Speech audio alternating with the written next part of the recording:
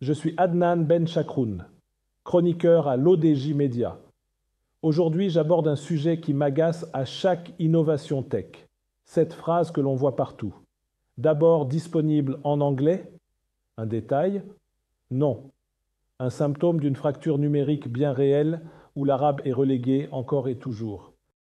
À chaque avancée technologique majeure, que ce soit une intelligence artificielle de pointe, une application de santé connectée ou une plateforme éducative innovante, une phrase revient, sèche et systématique, d'abord disponible en anglais, ce qui semble être une simple priorité technique cache en réalité une hiérarchie linguistique bien ancrée.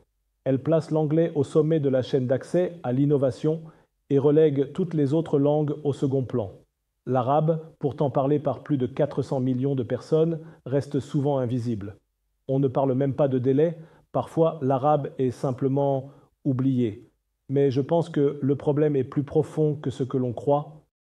Quand une langue est absente des outils numériques, cela crée bien plus qu'un simple retard d'accès. Cela engendre une fracture cognitive. L'information, la formation, les usages professionnels se construisent d'abord dans les langues dominantes.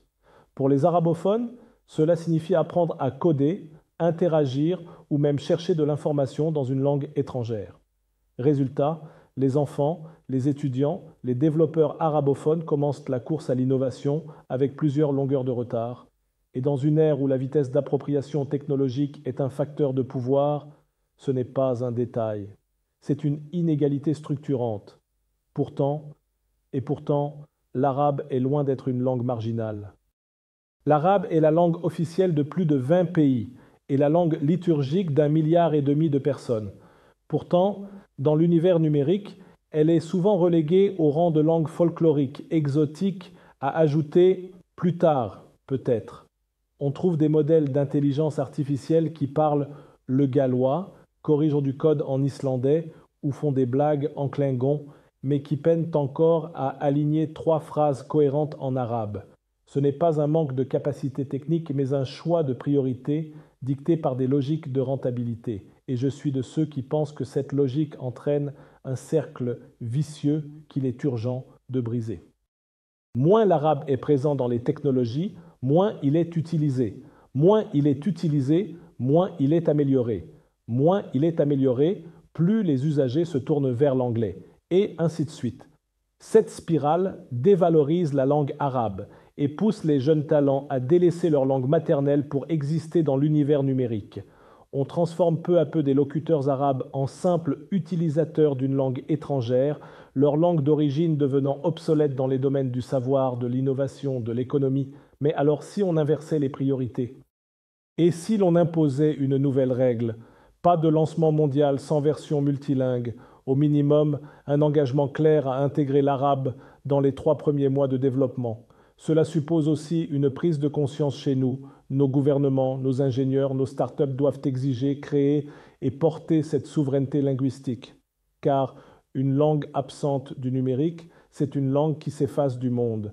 Et une langue effacée, c'est une culture fragilisée. Mais soyons lucides, ce ne sera pas facile. Alors, qui est vraiment responsable? Les géants de la tech répondent à des logiques simples, rentabilité, efficacité, marché. L'arabe, avec ses spécificités scripturales et sa diversité dialectale, est considéré comme complexe, coûteux, peu rentable. Peut-on vraiment leur en vouloir? Peut-être pas. Mais on peut exiger de nos élites qu'elles fassent de cette question une priorité nationale et stratégique. La souveraineté linguistique numérique n'est pas un luxe identitaire, c'est une nécessité pour exister dans le futur. Merci de m'avoir écouté. C'était Adnan Ben Chakroun pour l'ODJ Média. Dans ce monde numérique qui avance à toute vitesse, rappelons que l'égalité commence aussi par la langue. Rendez-vous très vite pour une nouvelle chronique. Et d'ici là, n'oubliez pas, ce que l'on ne code pas dans sa langue, on le dépendra toujours des autres.